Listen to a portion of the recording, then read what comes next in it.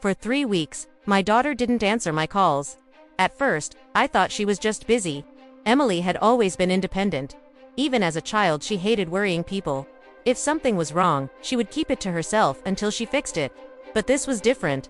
3 weeks, no calls, no messages, no social media posts. Nothing. At first I told myself she was traveling. Maybe her phone broke. Maybe work had become overwhelming. But a mother feels when something isn't right. And deep down, I felt it. Something was terribly wrong. So one cold Saturday morning, I got in my car and drove to her house.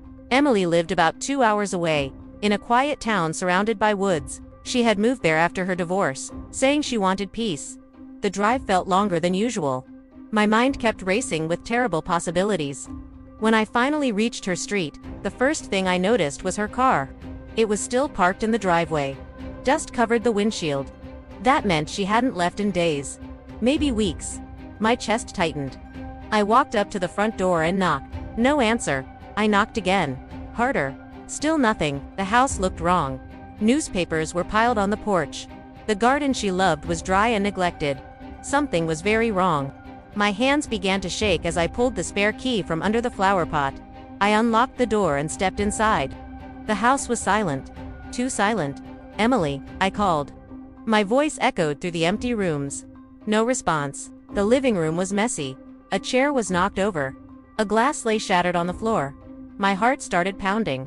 I rushed from room to room, bedroom, kitchen, bathroom. Nothing. Emily was nowhere in the house. That's when I heard it. A faint sound. Bang. I froze. Then it came again. Bang. A weak, desperate banging sound. It was coming from outside. From the backyard. I ran through the back door and followed the noise. The sound grew louder as I approached the old wooden shed behind the house. Bang, bang. My stomach dropped. "Emily," I shouted. The banging suddenly stopped. For a moment there was silence. Then a weak voice answered. "Mom." My heart nearly stopped. "Emily." I rushed to the shed door. It was locked from the outside. My hands trembled as I tried the handle. Locked tight. "Hold on," I shouted. I looked around desperately until I found a heavy metal shovel leaning against the fence. With all my strength, I smashed the lock. Once, twice. The old metal snapped. I threw the door open, and what I saw nearly destroyed me. Emily was lying on the floor. Her clothes were filthy. Her face was pale. She looked thin. Terribly thin. For a moment, she stared at me as if she couldn't believe I was real. Then tears rolled down her face. "Mom." I rushed to her side and held her. Her body felt weak and cold. "What happened?" I whispered. Her lips trembled. It was him." Then she fainted. The hospital confirmed what I already feared. Emily had been locked inside that shed for almost 2 weeks. With barely any food. Barely any water. She had survived only because rainwater leaked through a crack in the roof. The doctor said if I had arrived, even 2 days later, she probably wouldn't have survived. I sat beside her hospital bed for hours. My mind burning with one question. Who did this?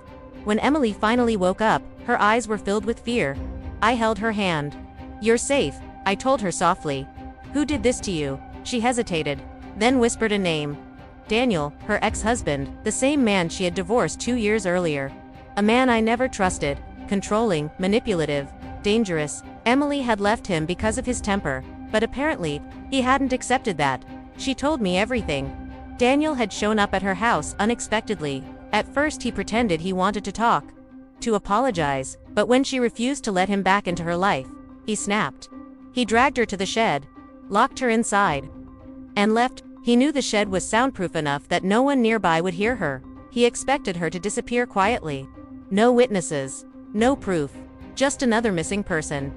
As Emily finished telling the story, my hands trembled with anger, but I stayed calm.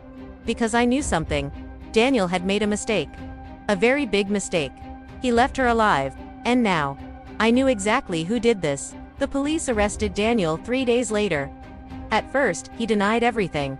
But the evidence was overwhelming. Fingerprints on the lock.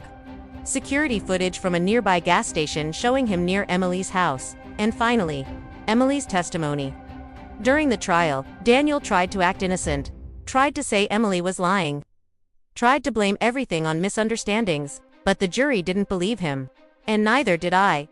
The courtroom was silent when the judge finally spoke.